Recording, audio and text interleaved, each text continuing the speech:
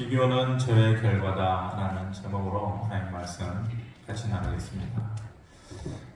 얼마 전에 아는 분 오래간만에 이제 전화가 와서 잠시 통화를 했는데 우리 교회 분은 아니고 전화 내용 자체는 그냥 그분의 신세 한탄이었어요. 누구라도 할 수 있는 그 나이대에 누구라도 생각할 수 있는 그러한 삶의 내용을 얘기하시고 또 특별히 저한테 답을 요구하는 그런 것도 아니었죠.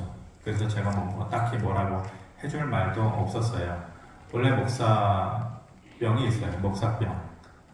뭐라도 들으면은 답을 줘야 할 것 같은 상담을 하러 오면은 꼭 그것에 대한 답을 해줘야 할 것 같은 것. 이게 목사병인데 해줄 말이 없더라고요. 그리고 그냥 듣고서 그러시군요. 좀 힘내시라고 그렇게 하고 그냥 어정쩡하게 전화를 끊고 놨는데 제가 상담을 제대로 해드리지 못한 거죠. 최선을 다해서 오래간만에 통화가 된 분이기 때문에 그래도 최선을 다해서 이렇게 말씀을 드렸어야 되는데 내가 왜 그렇게 제대로 상담을 못 해줬을까 잠깐 생각을 해보니까 그분의 사정이나 내 사정이나 별반 다를 게 없는 것 같더라고요. 그분의 얘기가 내가 지금까지 뭘 남겼나 보통 우리들이 할 수 있는 그러한 내용들이잖아요. 자식들 앞에서 자신의 모습은 어떤 모습이었나, 그리고 나는 지금 무엇을 준비할 수 있나, 이런 내용들이었어요.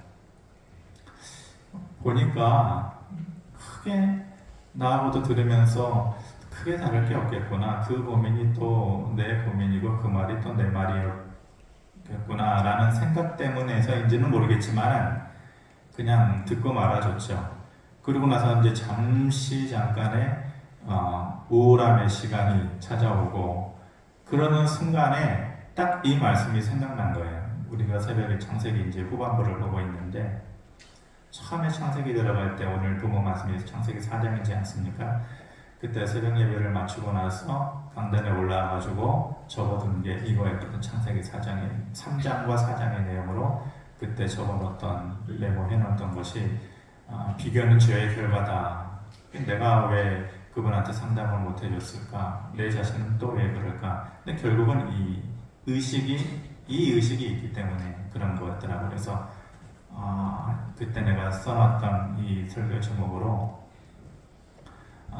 저 역시 그렇지만 여러분들에게도 그것이 어떠한 성경적인 의미를 가지고 있는 것인지 그것을 어떻게 이겨내야 되는지에 대해서 말씀을 드려보려고 합니다.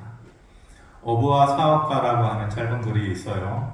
뉴욕에 있는 한 사업가가 코스타리카에 있는 해변에 정말로 힘들게 어렵게 사업을 하다가 2주 동안의 휴가를 얻어가지고 그 해변가에 이제 쉬러 간 거죠.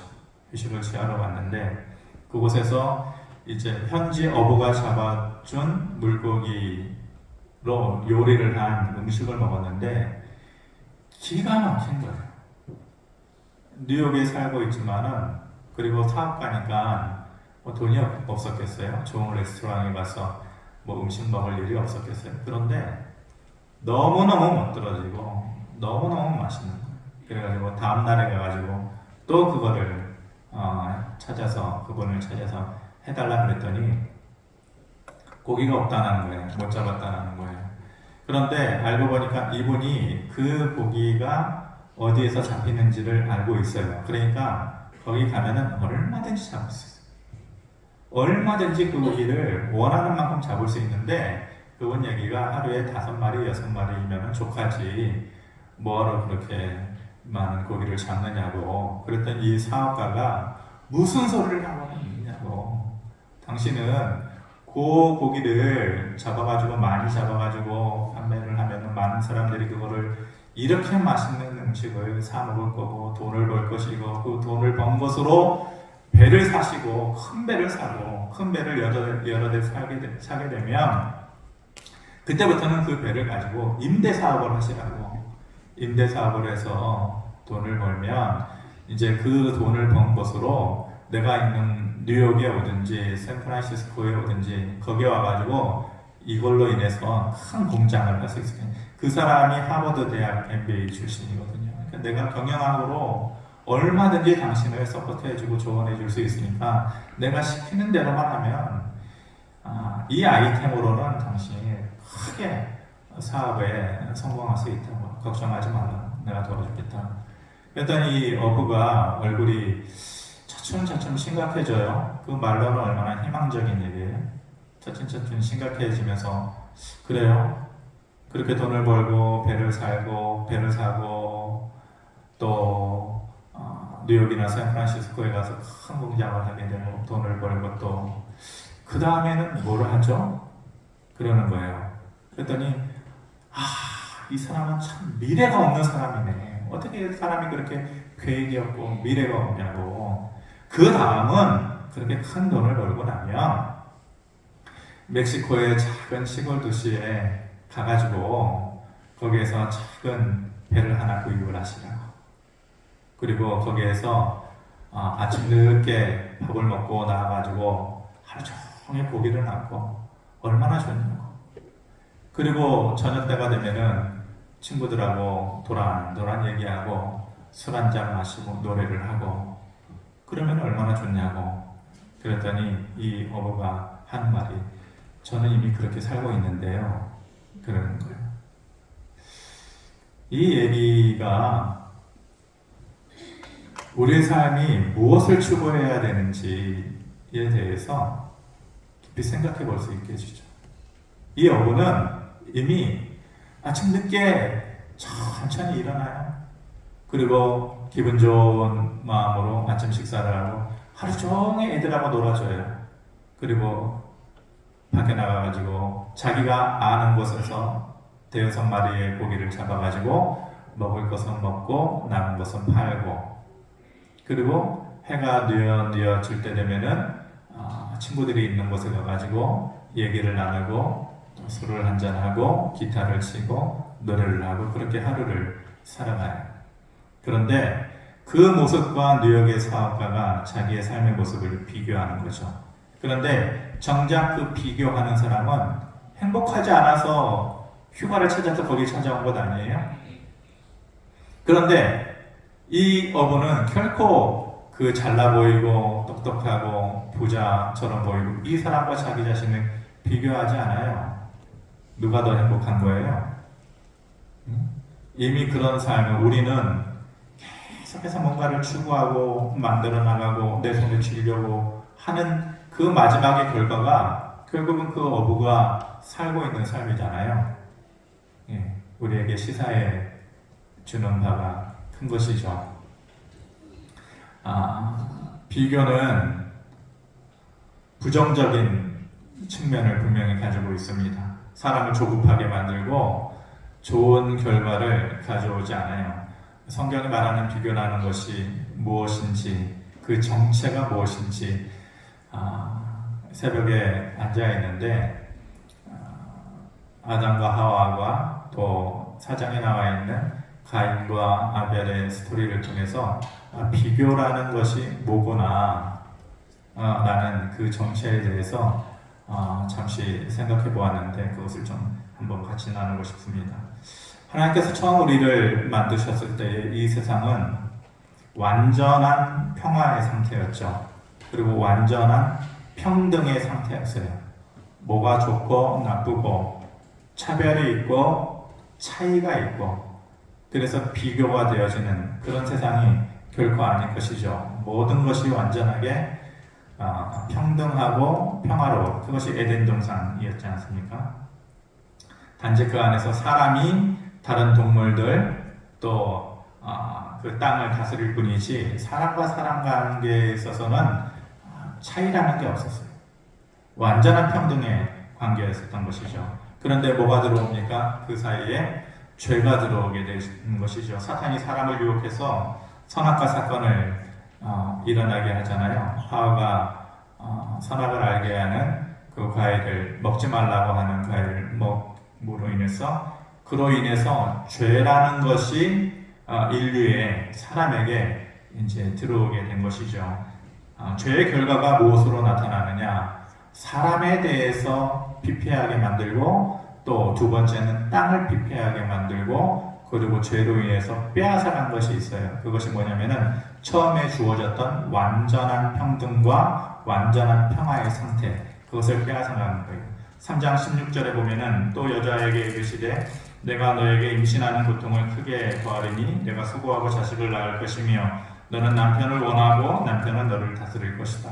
그전에는 이런 게 없었어요. 있을 필요가 없었고 수고할 필요가 없었어요. 고통할 필요가 없었어요. 그런데 이제는 사람에게 죄의 결과로 인해서 고통이라는 것이 찾아온 거예요. 수고해야만 하는 그 어려움이 찾아온 거예요. 그리고 땅도 땅 나름대로 저주를 받게 되죠. 17장에 보면은, 창세기 3장 17절에 보면은 땅은 너로 말미암아 저주를 받고 너는 평생 수고하여야 그 소산을 먹으리라. 땅이 너에게 가시덤불과 엉겅퀴를 낼 것이다. 땅이 그전에는 풍요만 주는 그러한 땅이었는데 이제는 풍요만 주는 것이 아니라는 거죠. 땅이 사람에게 고통을 줄 수도 있는 그러한 존재로 변하게 된 것이죠. 그것이 다 뭐 때문에 그런 거예요? 죄의 결과로 나타난 현상들이에요. 그리고 또 다른 죄의 결과가 뭡니까? 빼앗아가요. 뭘 빼앗아가느냐? 처음에 완벽하게 우리에게 주어졌던 평등, 완벽하게 주어졌던 평화로운 관계가 깨지게 된 것이죠. 그래서 이제 그때서부터 우열 관계라는 것이 생겨나요. 우열 관계. 뭐가 더 낫다, 뭐가 더 부족하다, 모자르다 라고 하는 우열 관계가 나타나고 그때부터 비교 의식이라는 것이 탄생하게 되는 것이죠. 아까 우리가 읽었던 16장의 후반부에 보면은 내가 수고하고 자식을 낳을 것이며, PPT가 계속 안 움직이고 있었나요?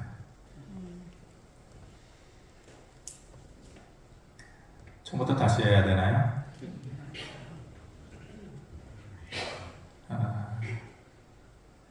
이어서 하겠습니다.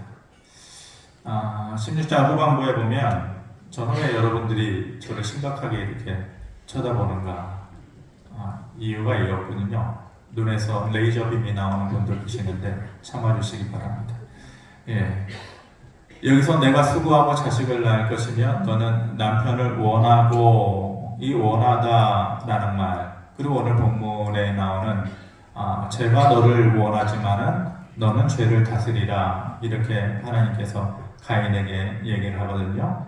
그러니까 3장 16절에 나오는 그 원하다라는 말하고 죄가 너를 원하지만 너는 죄를 다스리다, 여기서 나오는 이 원하다라는 그 원어적인 의미가 뭐냐면은 정복하라는 거예요. 정복하라. 그리고 다스려라. 그러니까 너는 남편을 원하고 원하지만 남편은 너를 다스릴 것이다. 너는 남편을 정복하고 다스리기를 원하지만은 그렇게 안 된다. 결국은 남편이 너를 정복하고 너를 다스릴 것이다. 그 전에는 사람과 사람 사이에, 남자와 여자 사이에 이런 관계가 필요하지도 않고 존재하지도 않았어요. 원하다라는 관계가 있지 않았어요. 그냥 다스리고 정복하는 관계가 결코 아니죠. 원래 하나님께서 처음 남자와 여자를 만들었을 때에 어떤 관계라고 만들었습니까? 배필이다 그랬어요. 배필. 배필이라는 의미가 무슨 의미인지 아십니까? 마주보다 이런 말이에요. 배필이라는 마주보다. 마주보는 것은 평등 관계에서 마주보는 것이죠. 누가 위에 있든지 아래에 있든지 이런 관계가 결코 아니에요. 배필은 같은 것을, 서로가 서로를 마주보면서 같은 것을 바라보는 그러한 것이 이제 배필인 것이죠. 부부라는 것이 바로 그런 것이에요. 하나님께서 처음 만드실 때는 우리에게 상하관계라는 것이 없었죠. 동등한 존재로 하나님께서 만드신 것이에요. 차별이라는 것은 분명히 죄의 결과로 이 세상에 드리워진 것이에요. 비교라는 것, 차이가 난다라는 것은 죄의 결과로 인해서 이 세상에 나타난 것이에요. 우리가 이제 중동 지역, 특별히 이제 이슬람 교도들을 보면은 여자들에 대한 차별의식이 굉장히 심합니다. 그리고 남자들이 잘못했을 때는 그냥 눈 감아주고 넘어가지만은 여자들이 만약 사회적으로 도덕적으로 무리를 일으키면은 아직도 돌로 쳐서 사람을 죽이는 일이 그냥 그렇게 비일비재하게 일어나요. 그들이 말하기를 자기네들과 기독교 우리하고는 같은 뿌리, 같은 하나님을 믿는 그런 종교다 이렇게 얘기하는 착각이죠.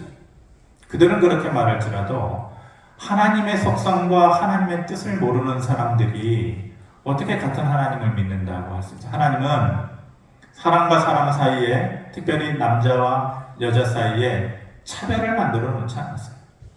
마주보의 관계, 배필의 관계로 만들어 놓으셨지 원하다, 다스리고 정복하는 관계로 만들어 놓지 않았어요. 그 관계는 분명히 죄의 결과로 나타난 것이지 하나님께서 주신 것이 아니에요. 그러면서 하나님의 속성과 하나님의 뜻을 모르면서 같은 하나님의 뿌리다 말하는 것은 옳지 않은 것이죠. 선악과 사건으로 인해서 죄가 우리에게 찾아왔습니다. 그 결과로 사람과 사람 사이에 다스리는 상하 관계가 이루어지게 된 것이죠. 차이가 생겨나게, 비교의식이 생겨나게 된 것이에요. 차이라는 것이 사람과 사람 사이가 살면서 차이라는 것이 조금씩 보이게 되면 그때부터는 비교를 하게 되는 거예요. 그리고 그것을 자꾸만 의식하게 돼요. 비교를 하게 되고 차이가 눈에 들어오고 그것을 자꾸 의식하게 되고 그것이 바로 비교의식이죠. 비교의식. 그것은 뭐냐? 분명히 죄의 결과로 나타난 현상이다. 그것은 내가 스스로 처한 내 의식 아니면 내 잘못 때문에 내 부족함 때문에 그렇게 만들어진 것이 아니라는 것. 죄의 결과로 우리 안에 들어오는 그러한 의식이라는 것이죠. 또 하나 비교가 그리고 차이가 차별이 어떠한 죄의 결과로 온다는 것, 그 증거가 나타나는 것이 오늘 본문 말씀인데 하나님께서 아벨의 제사 또 가인의 제사를 받으실 때에 아벨의 제사는 받으시고 가인의 제사는 받지 않으셨다. 우리가 잘 아는 얘기지만은 하나님께서 아벨의 제사만 받으시고 또 가인의 제사는 받지 않으셨다. 이유가 뭐냐? 히브리서 11장 4절에서 창세기에는 그것을 말하지 않아요. 유추해 볼 수 있는 말은 있지만은 너가 악하다. 가인이 악한 마음으로 하나님께 제사를 드렸다. 창세기에는 그렇게 얘기하지만은 히브리서 11장 4절에 보면은 분명한 이유에 대해서 얘기를 해주고 있죠. 우리 한번 11장 4절 같이 한번 읽어보겠습니다. 시작. 믿음으로 아벨은 가인보다 더 나은 제사를 하나님께 드림으로 의로운 자라 하시는 증거를 얻었으니. 믿음으로, 그러니까 분명한 아벨과 가인의 제사에 있어서 아벨은 믿음으로 하나님 앞에 제사를 드렸다는 것이죠. 그런데 상대적으로 가인을 보면은 4장 5절에 보면은 가인과 그의 재물은 받지 아니하신지라 가인이 몹시 분하여 안색이 변했다. 하나님과 사람과의 관계에서 몹시 분할 만한 감정의 그러한 표현이 나타나는 적은 없어요. 그런데 가인의 마음 가운데에 하나님께서 자기의 제사를 받아주지 않은 것에 대한 그 결과로 인해서 뭐가 그 마음 가운데 찾아와요? 분한 마음이 찾아와요.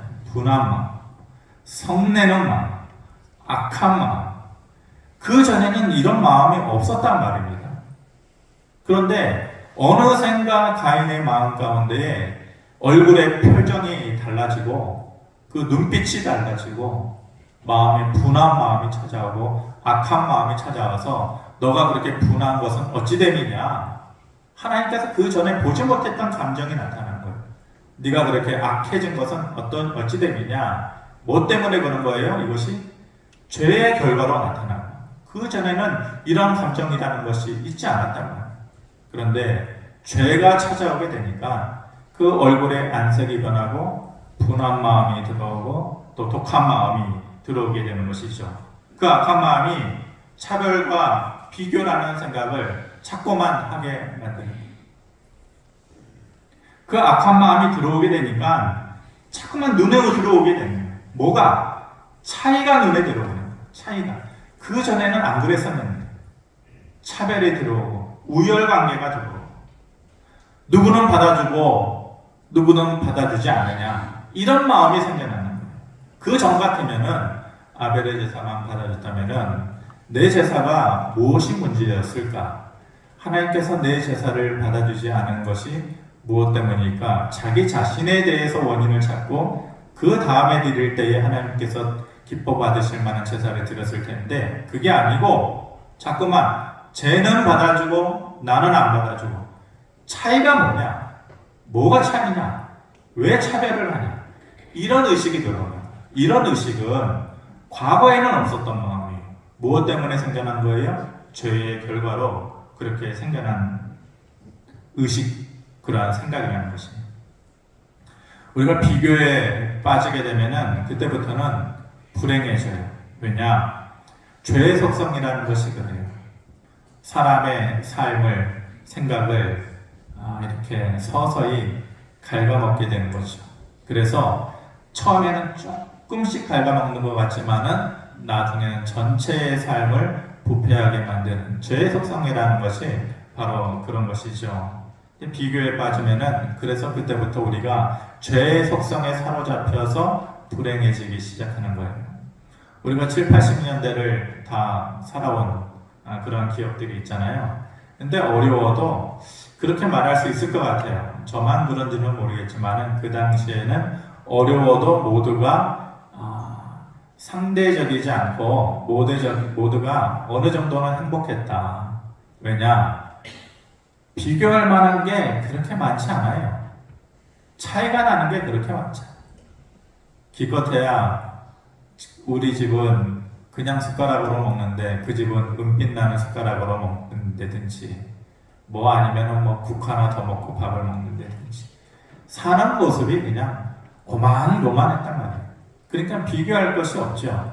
그러니까 상대적으로 비교 의식을 느끼지 않고 차별을 느끼지 않으니까 어려워도 어렵다라는 것이 불행은 아니에요.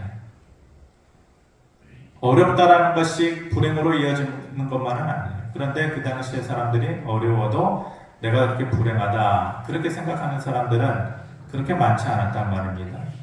그런데 우리가 2023년을 살아가면서 더 많은 것을 얻게 되었고 더 많은 것을 만들어 놓고 더 많은 것을 누리게 됐어요. 그런데 엄청난 차이가 생겨나게 된 것이죠. 많은 사람과 적은 사람, 높은 사람과 낮은 사람, 차이, 간격, 차별, 비교, 우열 이런 것이 더욱더 깊어진 것이에요. 그러니까 사람들이 더 많이 죽어나가는 거예요. 더 많이 불행해지는 거예요. 뭐 때문에 그런 거예요? 죄의 결과로 그러한 현상이 일어나는 것이에요. 비교 안 할 수는 없죠. 사람이 살면서 눈뜨고 들으면서 살아가는데 어떻게 비교 안 할 수 있습니까? 하지만 가진 것과 내가 이미 가지고 있는 것, 내가 이미 허락받은 것 그런 것을 생각하면서 감사할 수 있어야 되는 것이고 또 주실 것을 바라면서 기다릴 수 있어야만 되는 것이죠. 자꾸만 생각으로 말로 차이를 만들어내고 비교를 만들어내는 것은 무엇 때문에 그러느냐? 내가 만들어내는 것이 아니라 내 안에 있는 죄의 속성이 나를 다스리는 겁니다. 그 의식이 필요합니다. 자식을 볼 때에, 남편을 볼 때에 우리가 흔히 할 수 있는 말들이에요. 너는 왜 그러냐? 당신은 왜 그러냐? 옆집 누구누구는 공부도 잘하고 또 상도 받아가고 이게 다 뭐예요? 비교죠. 남편을 향해서도 우리가 흔히 할 수 있는 말이잖아요. 얼만큼의 능력이 있냐, 없냐, 뭘 만들어내는 거예요? 차이를 만들어내는 것이잖아요. 그것이 다 뭐냐? 사람과 사람 사이에 단순한 감정이 아니라 무엇 때문에 드리워져 있는 거냐? 죄의 결과로 그러한 것들이 생겨나게 된다는 것이, 죄의 속성 속에 빠지는 것이, 말하는 자나 듣는 자나 자꾸만 죄의 속성 속에 내가 들어가게 되는 거예요. 차이를 생각해내고 차별을 생각해내고 비교를 말하는 것은 단순한 감정이나 말이 아니라 그것은 죄의 속성이 나를 다스리는 결과라는 것이죠. 죄가 가지고 있는 힘은 사람을 서서히 무너뜨리는 힘을 가지고 있는 것이에요. 비교의 생각은 죄의 원인이 돼요. 자꾸만 비교를 하는 생각이 내 안에 찾아오면은 그것이 결국은 뭔가의 원인이 돼요. 무엇의 원인이 되느냐? 죄의 결과 때문에 오는 것이기 때문에 죄의 원인이 되는 것이죠. 생각에 머물지 않고 사람들은 그것을 자꾸만 말로 해요. 차이를 말하려고 하고 비교를 말하려고 해요. 당신은 어떻고 이 사람은 어떻고 저 사람은 어떤데 너는 어떻고, 이것이 말로 나타나면 그것이 죄의 결과가 됩니다. 생각은 죄의 원인이 되고 말은 죄의 결과가 되는 것이에요. 그런 생각을 그래서 우리가 이겨내야 되는 것이죠. 지금 이 상태도 충분하다. 이미 나에게 있어서는 하나님께서 허락해 주신 사람이고 환경이고 상황이다. 이 정도면 괜찮다. 하나님께서 하나님의 때가 되면은 저 좋은 것들로 이루시고 채워가시리라. 이런 마음, 이것이 하나님께서 원래 우리에게 주어진 마음이에요. 완전한 평화와 완전한 평등의 마음으로 우리에게 주신 것이에요. 그것을 잃어버린 것은 하나님께서 우리에게 주신 것이 아니라 분명히 죄의 결과로 우리에게 드리워진 것입니다. 그렇게 생각할 수 없는 사람들도 있겠죠. 아무리 생각해도 지금의 상황 자체를 내가 받아들이기도 어렵고 인정하기도 어렵고, 하지만 그렇게 되리라고 믿는 것으로 하나님을 떠나지 않고 찾을 수 있는 것, 그것이 우리의 믿음의 모습이 되어야 되는 것이죠. 지금의 내 선택이 분명히 있을 것이에요. 그리고 내 현재의 삶의 모습이 분명히 있을 것이에요. 그것을 자꾸만 다른 것과 다른 상황과 다른 사람과 이렇게 비교하는 것, 그로 인해서 자기 자신을 위축되게 만드는 것, 그것은 결코 하나님께서 원하시는 것은 아니다. 하나님께서 주신 상황과 환경이라고 우리가 받아들여야 되는 것. 요셉이 그랬죠. 요셉이 얼마나 그 어린 나이에 우여곡절을 겪고 팔려가고 미움받고 죽임당할 뻔하고 오해받아서 감옥에 갇히고 그 수많은 일들을 겪으면서도 결코 그의 마음 가운데에 원망함이 없었어요. 그의 마음 가운데 단 한 가지의 생각, 하나님의 때가 되면 하나님께서 이루시리라 라는 그 기대와 기다림의 시간을 이길 수 있는 믿음이 그 안에 있었던 것이죠. 우리가 이 세상을 살아가면서 필요한 것은 하나님께서 우리에게 주신 이 자리와 이 사람과 이 시간과 이 모든 상황은 하나님께서 나에게 이미 허락해 주신 것이다. 하나님의 때가 되면은 더 좋은 것을 하나님께서 채우시고 이루어 나가시리라. 이런 믿음의 모습이 필요한 것입니다. 감사하고 앞으로 더 좋은 것으로 채워질 삶을 기대하면서 죄의 결과와 죄의 속성으로 우리 안에 들어오는 비교와 차별로 인해서 또 하나님을 잊어버리고 떠나게 되는 그러한 잘못이 우리에게 없도록 우리의 삶을 다시 한번 돌아보시고, 분명히 비교라는 것이 죄의 결과로 속성으로 온다는 것을 잊지 마시고 하나님 앞에서 오늘을 감사하고 내일을 기대할 수 있는 그런 삶을 살아가시기를 주님의 이름으로 축원합니다. 고마우신 아버지 하나님,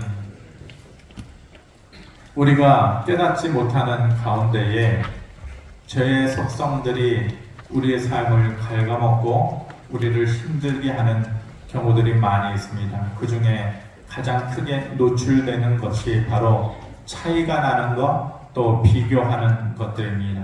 하나님께서 각자의 삶에 주신 것이 최선의 것이고 감사할 만한 것이고 또 하나님의 때에 더 좋은 것을 이루리라는 그 믿음의 모습을 우리가 잃어버리고 비교의식 가운데에서 점점 작아지는 우리의 모습을 발견한다면 그것이 죄의 속성이 죄의 노예가 된다는 것을 우리가 깨닫고 하나님의 더 기쁘신 뜻을 이해하고 기다릴 수 있는 믿음의 모습으로 나아갈 수 있도록 은혜를 더하여 주시옵소서. 감사드리며 예수 그리스도의 이름으로 기도하옵나이다. 아멘.